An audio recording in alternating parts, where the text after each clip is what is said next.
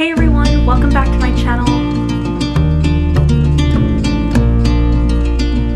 It has been so long since I've sat down and talked to you guys. I am so sorry. The month of January and now February has kind of gotten away from me between working. I started a new job and we had some crazy weather in San Antonio at the middle of the month around Valentine's Day, and it was just crazy. So I'm back and I am making the first of that series that I promised in my last update video, that we are going to be talking about planning a Disney trip and some of the advice that I've found from other planners and other YouTubers, as well as some of the things that I myself have had to do with planning and or helping planning. I think we're up to 3 trips that I've either planned or helped plan, and 4 trips that I have gone on altogether. So I'm really glad you guys are here. Thank you so much for bearing with me through my absence, and let's get started. So judging by the title of today's video, you know that we're going to be talking about when is the best time of year to go to Disney. Pretty much that question does not have an easy answer. It's not like there's a one-size-fits-all Disney trip planning template.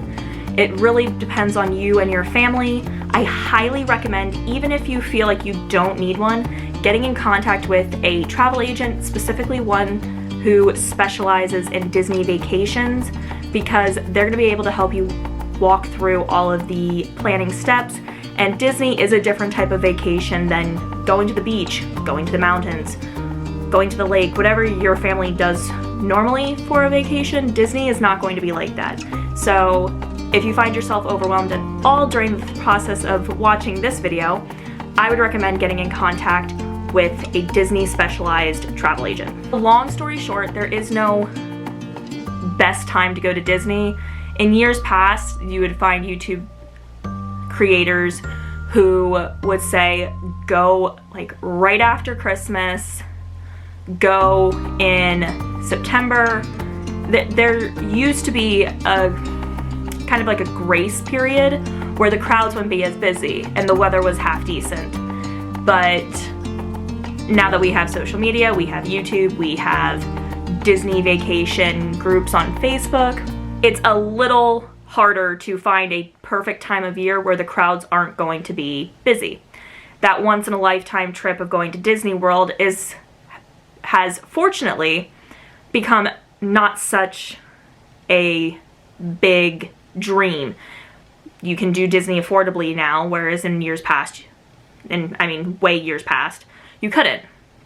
So finding that time of year is really just going to depend on what you want to get out of your Disney trip or what you don't want to get out of your Disney trip. The biggest thing that you're going to want to have to take into consideration is weather, because the weather in Central Florida can be finicky. True, they don't get as cold as other places do in the winter. I mean, we went at the first week of December the last time we went, and we were able to wear shorts during the day, and we only needed to take like a sweatshirt or something to cover up at night. The time we went before that, you did want to wear jeans or long pants in the evening, and that was at the end of November, beginning of December. There's also hurricane season.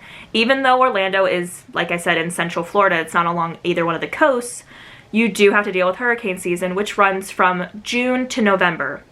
And I haven't gone during that time yet. We're actually going the last full week of May this year in 82 days. So I'll be able to give you a better answer of what that's like then. But I've had it on good authority from many, many people that it'll rain at some point during the day, every day. You might get lucky here and there, but that's something that if you want to go between the months of June and November, you're just going to have to prepare for. Bring a poncho, bring an extra pair of shoes, bring an extra pair of socks with you into the parks. It's just one of those things. Kind of jumping back in the crowds thing. Crowds are there 9 times out of 10. Apparently a good time to go is when we're going this year. So again, I will do like a trip recap video when we get back from our trip in June. Well, it'll be June by the time I put it up. but apparently right after school is out is a good time to go.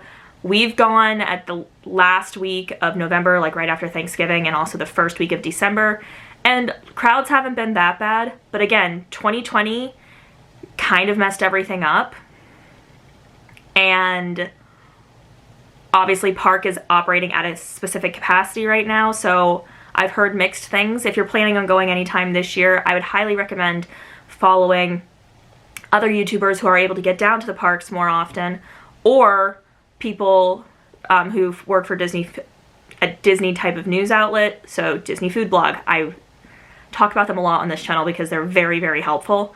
But they have people in the parks all the time, and they'll be able to give you a better representation of what exactly it looks like operating at capacity. But there's websites like Undercover Tourist and WDW Prep School that can give you a rough estimate of what the lines will look like, what park is going to be the busiest. WDW Prep School obviously only does that for the Disney park, so Magic Kingdom, Epcot, Hollywood Studios, and Animal Kingdom. And Undercover Tourist will give it to you for all of the parks in Orlando, so Universal, SeaWorld, Busch Gardens, Disney, and with all the parks within Disney. And if I'm missing any, I apologize. Should have probably put this at the beginning of the video, but it's okay. All of the information I'm giving to you is not foolproof. It's not like this is going to work 100% of the time. Just know that. Even like those estimated park capacity calendars that that Undercover Tourist and WDW Prep School have are not foolproof. I'm going to include the links to both websites, that specific page of both websites, in the description box down below if you are in the middle of planning for your Disney trip and you need some help. I know for my family, the biggest thing that we plan our Disney trips around is what extra activities are happening during that time that we're planning. So the past 2 times that I've gone, my dad loves to go for Christmas. He loves the decorations. He loves the vibe. So we always go around Christmas. This past time we were actually able to make it down there for his and Walt Disney's birthday, and that was amazing, being able to celebrate Dad's birthday and Walt's birthday in Magic Kingdom and go to the Christmas party, which I'll talk about a little bit later, was amazing. But yes, honestly, that would be something that I would plan my stay around more than crowds. But Epcot has festivals, and then in a normal, or whatever the heck normal is going to be from here on out, year, Magic Kingdom has 2 holiday parties. They have Mickey's Not So Scary Halloween Party, and they have Mickey's Very Merry Christmas Party. Epcot has, I believe, 4 festivals that go throughout the calendar year. In January and February, it was the Festival of Art, where they showcase beautiful paintings, chalk art. It's beautiful. If you want to look and see what some of that was about, check out Disney Food Blog. I know that they did some things about it. Also, you can go on to the Disney World website and they'll give you a rundown of what that festival looks like, and any of the festivals that I'm going to briefly mention.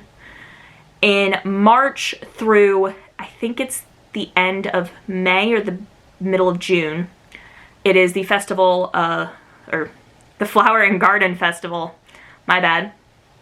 And this one you'll get to see all of these beautifully done topiaries and Disney character, like cut to look like Disney characters. The flowers are gorgeous. I'm looking forward to seeing that. Springtime is my favorite time of year. Helps that I was born in spring.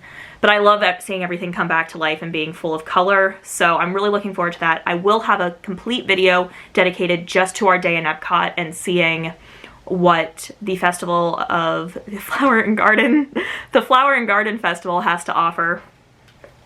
Then from August to November, this is the longest running one, or they might actually go the same amount of time, this one and Flower and Garden, is the Food and Wine Festival.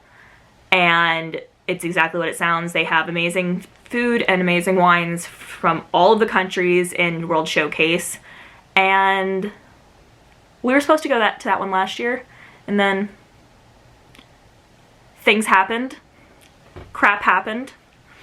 But yeah, so that runs from August to November, or like the very end of October, because then starting in November, running through till New Year's Eve, is the International Festival of the Holidays. I loved this one so much, because I love the holidays. I love Christmas. If you were around here for my channel, if you're around my channel last Christmas, you know how much I love Christmas. You get to be immersed in what the countries that are represented in the World Showcase have to offer each year for the holidays, and it's beautiful and it's amazing, and I love Christmas. So, but yeah, so those are the festivals that they do. And then, like I mentioned, there's Mickey's Not So Scary Halloween Party that has a bunch of different things that you get to do with it. And then Mickey's Very Merry Christmas Party as well. Both of those take place after hours in the Magic Kingdom. It is a special ticketed event. I haven't heard anything if they're going to put those on this year. Again, I recommend following a Disney news outlet because they'll be able to tell you first thing, pretty much as soon as the news breaks, any changes that are coming to the Disney parks, Disney cruise lines, anything like that. So, like I said, find one that you like and they'll be able to help you with your planning as far as that type of stuff goes. But yes, that's really all for this video. I hope it was informative. I will include links to everything down below for Undercover Tourist, WDW Prep School. I will put a link as well to Disney Food Blog. They're my go-to Disney news outlet. They have a bunch of videos on their YouTube channel. Make sure to check it out. In fact, I'll include that in a link down below as well. AJ has an amazing soothing voice and you could listen to her videos for hours. Not even lying. Anyway, I hope you guys enjoyed this video. If you found it informative, please be sure to give it a big thumbs up so I know that I'm doing something right. Comment down below if you have any questions. I will do my best to answer them. If not, I will be able to point you in the direction of somebody who can. I hope you guys are being good to yourselves, being good to each other. You're staying safe, you're being smart about it, and I will catch y'all in the next video. Bye!